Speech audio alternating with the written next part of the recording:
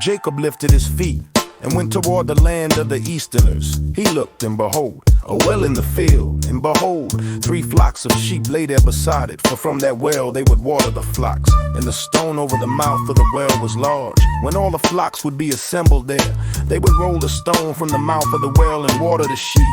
Then they would put back the stone over the mouth of the well in its place.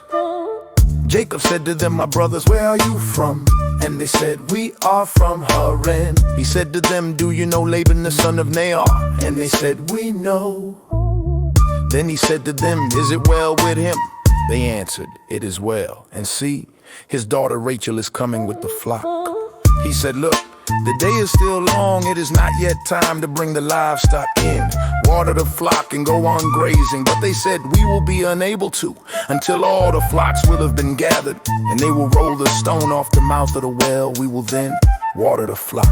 While he was still speaking with them, Rachel had arrived with her father's flock, for she was a shepherdess. And it was when Jacob saw Rachel, daughter of Laban his mother's brother, in the flock of Laban his mother's brother, Jacob came forward and rolled the stone off the mouth of the well and watered the sheep of Laban his mother's brother. Then Jacob kissed Rachel, and he raised his voice and wept. Jacob told Rachel that he was her father's relative and that he was Rebekah's son. Then she ran and told her father. And it was when Laban heard the news of Jacob his sister's son, he ran toward him, embraced him, kissed him, and took him to his house. He recounted to Laban all these events. Then Laban said to him, "Nevertheless, you are my flesh and blood." And he stayed with him a month's time. Then Laban said to Jacob, "Just because you are my relative, should you serve me for nothing? Tell me, what are your wages?" Jacob loved Rachel, so he said, "I will work for you 7 years for Rachel, your younger daughter." Laban said, "It is better that I give her to you than that I give her to another man. Remain with me." So Jacob worked 7 years for Rachel, and they seemed to him a few days because of his love for her.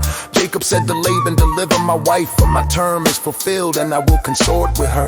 So Laban gathered all the people of the place and made a feast. And it was in the evening that he took Leah his daughter and brought her to him, and he consorted with her. And Laban gave her Zilpah his maidservant, a maidservant to Leah his daughter. And it was in the morning that behold, it was Leah. So he said to Laban, "What is this you have done to me? Was it not for Rachel that I work for you? Why have you deceived me?" Laban said, "Such is not done in our place, to give the younger before the elder. Complete the week of this one, and we will give you the other one too for the work which you will perform for me yet another 7 years." So Jacob did so, and he completed the week for her. And he gave him Rachel his daughter to him as a wife. And Laban gave Rachel his daughter Bilhah his maidservant to her as a maidservant. He consorted also with Rachel, and loved Rachel even more than Leah. And he worked for him yet another 7 years.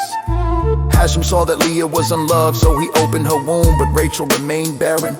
Leah conceived and bore a son, and she called his name Reuben, as she had declared, "Because Hashem has discerned my humiliation. For now my husband will love me." And she conceived again and bore a son, and declared, "Because Hashem has heard that I am unloved, he has given me this one also." And she called his name Simeon. Again she conceived and bore a son, and declared, "This time my husband will become attached to me, for I have borne him 3 sons." Therefore he called his name Levi. She conceived again and bore a son, and declared, "This time let me gratefully praise Hashem." Therefore she called his name Judah. Then she stopped giving birth.